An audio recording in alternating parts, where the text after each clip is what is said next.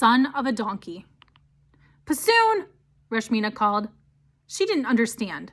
1 minute, Bassoon had been right in front of her, and the next, poof! He was gone. But how? The path they'd been following stretched slowly and steadily up the hill. You could see to the next ridge and all the way down into the ravine below. And there were no big rocks or trees for Bassoon to hide behind. "Bassoon, you son of a donkey!" Rashmina cried. "Where did you go?"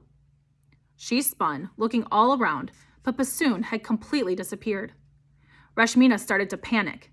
If she lost him, if he found the Taliban before she'd been able to talk him out of it, Rashmina started up the path. If Bassoon had somehow made it up the long hill while she wasn't looking, she would see him from the top of the ridge. She ran halfway there, then stopped. No, there was no way Bassoon could have sprinted all the way in that few seconds she hadn't been looking. It was too far. He has to be around here somewhere, Rashmina thought. But where? Rashmina came back down the path to where she'd planted the seed and opened her senses.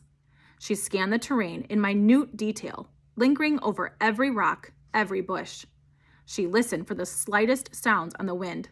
A snapping twig, a scuffling footstep, an accidental rockfall. Nothing. But then, tink. Rashmina caught the smallest metallic sound, almost no louder than her heartbeat. She would have had even heard it if she hadn't been listening. She wouldn't have even heard it if she hadn't been listening so hard. The sound had come from a steep wall of rock along the path. She moved closer to the wall, listening, watching. But there's nothing there, she thought. She put her hands to the rock face, as though there were some kind of secret door Bassoon had walked through. But no. Rashmina sighed and looked down at her feet. Wait, were those faint marks of shoes in the dirt?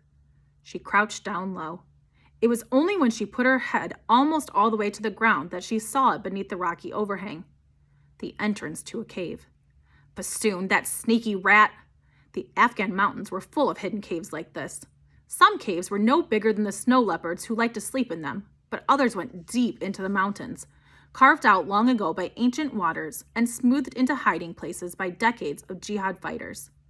Bassoon must have known the cave was there and waited until she wasn't looking to scramble inside. The entrance was just big enough for a grown person to squeeze through, and Rashmina wiggled inside. Beyond the entrance, there was room to sit up and then stand, but it was pitch black and cold in the cave. She waited for her eyes to adjust, but it was too dark. There was only a sliver of light from the entrance to orient herself. "Bassoon," Rashmina whispered. The little toad had to be in here somewhere. He could be standing right next to her for all she knew. But the cave might also go deep within the mountain. She was going to have to go farther inside to find out. Rashmina put her hands out in front of her, feeling her way through the darkness. Almost immediately, she ran into something about thigh-high, and her heart caught in her throat. Wood scraped softly against rock, and there was a clink of glass. A small table, maybe? Was something on it? She felt tentatively in the dark. Yes, a table, and in the middle of it, a lantern. She could tell from its shape. And if there was a lantern, there might be. She patted the tabletop until she found it. A small plastic lighter. Rashmina struck the flint on the lighter, and suddenly she could see her hands. She squinted in the glare. There was a glass lamp on the table, like the one Rashmina's family had had at home, and this lamp still had oil in it. Rashmina lit the wick, and a warm glow cast light all around her. Something was stacked against the smooth walls of the cave just beyond the edge of her light, and Rashmina stepped closer with the lantern to see what it was. Weapons. The cave was filled with them. Rifles, RPGs, boxes of bullets, unburied landmines. The metallic sound Rashmina had heard outside must have been Bassoon tripping over a weapon in the dark. Rashmina brought the lantern down for a closer look. The weapons were made by many different countries. She recognized some of the languages written on the weapons, and others she guessed at. English, Russian, French, German, Spanish, Korean, Chinese. No Pashto or Arabic though. Afghanistan didn't make the weapons. They just bought them and shot them. It was the big countries that made money selling weapons to the little countries. Who they killed with those weapons wasn't any of the big countries' concern. What would happen, Rashmina wondered, if the big countries stopped selling weapons to the little countries? How would Afghanistan and Pakistan and Saudi Arabia and Iran and the countries around them fight each other and the rest of the world with bows and arrows, swords, rocks, fists. Maybe, Rashmina thought, they wouldn't fight at all. Maybe they would spend their time doing something else instead, like building factories and schools and hospitals. But that was never going to happen, and Rashmina knew it. She knew, too, as a chill ran down her back, that what she was looking at right now was a Taliban weapon cache, a big one. Rashmina turned, and there was Bassoon standing right next to her. He'd appeared out of nowhere, like a ghost. Rashmina screamed, and Bassoon lunged for the lantern. Rashmina jumped, and the lantern clattered to the floor. Whoosh! The glass lantern shattered, and the spilled oil ignited. "No, the explosives!" Rashmina cried. "Help me put the fire out!" Bassoon yelled. Together, they kicked dirt at it, and Rashmina used her headscarf to beat out the last of the flames. She was still scared that one of the weapons might go off, and now it was pitch black in the cave again. "Get out! We have to get out!" Bassoon told her.